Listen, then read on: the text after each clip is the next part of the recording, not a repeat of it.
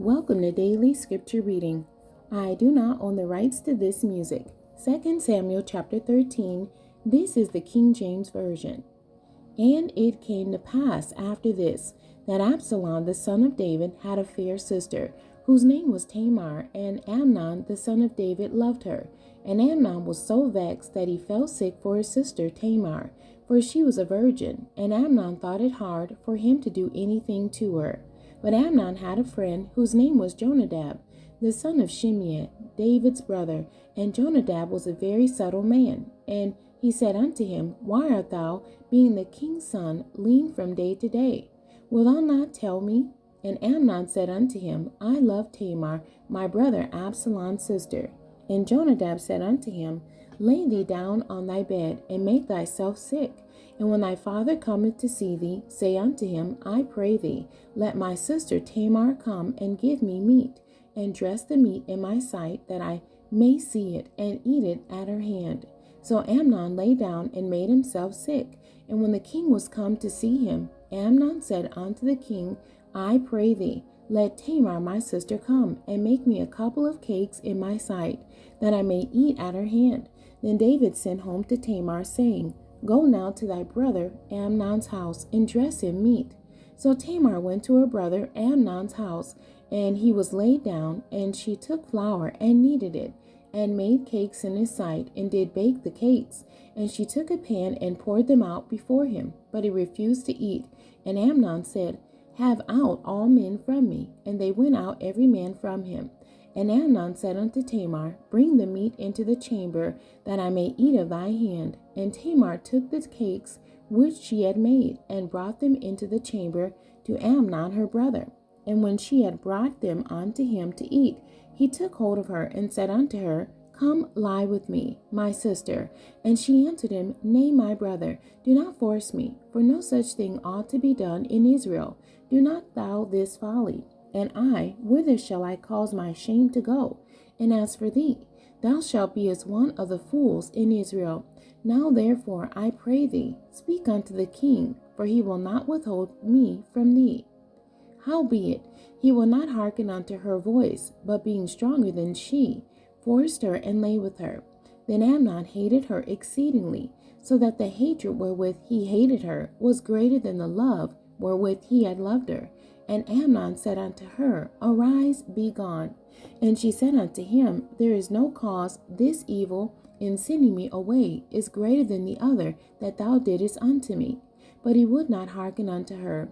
Then he called his servant that ministered unto him, and said, Put now this woman out for me, and bolt the door after her. And she had a garment of divers colors upon her, for with such robes were the king's daughters that were virgins apparelled. Then his servant brought her out, and bolted the door after her. And Tamar put ashes on her head, and rent her garment of divers colors that was on her, and laid her hand on her head, and went on crying. And Absalom her brother said unto her, Have Amnon thy brother been with thee? But hold now thy peace, my sister, he is thy brother. Regard not this thing. So Tamar remained desolate in her brother Absalom's house. But when King David heard of all these things, he was very wroth. And Absalom spake unto his brother Amnon, neither good nor bad. For Absalom hated Amnon, because he had forced his sister Tamar. And it came to pass after 2 full years, that Absalom had sheep shearers in Baal Hazor, which is beside Ephraim. And Absalom invited all the king's sons. And Absalom came to the king and said, Behold now, thy servant hath sheep shearers. Let the king, I beseech thee, and his servants go with thy servant. And the king said to Absalom, Nay, my son, let us not all now go, lest we be chargeable unto thee. And he pressed him. Howbeit he would not go, but blessed him. Then said Absalom, If not, I pray thee, let my brother Amnon go with us. And the king said unto him, Why should he go with thee? But Absalom pressed him, that he let Amnon and all the king's sons go with him. Now Absalom had commanded his servants, saying, Mark ye now, when Amnon's heart is merry with wine, and when I say unto you, Smite Amnon, then kill him, fear not. Have not I commanded you? Be courageous and be valiant. And the servants of Absalom did unto Amnon as Absalom had commanded. Then all the king's sons arose, and every man gat him up upon his mule and fled. And it came to pass, while they were in the way, that tidings came to David, saying, Absalom hath slain all the king's sons, and there is not one of them left. Then the king arose and tare his garments, and lay on the earth, and all his servants stood by with their clothes rent.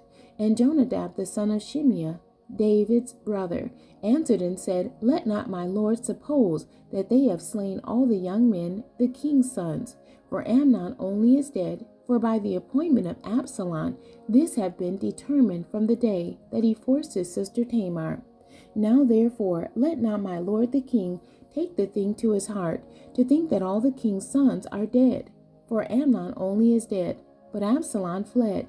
And the young man that kept the watch lifted up his eyes and looked, and behold, there came much people by the way of the hillside behind him. And Jonadab said unto the king, Behold, the king's sons come, as thy servant said, so it is.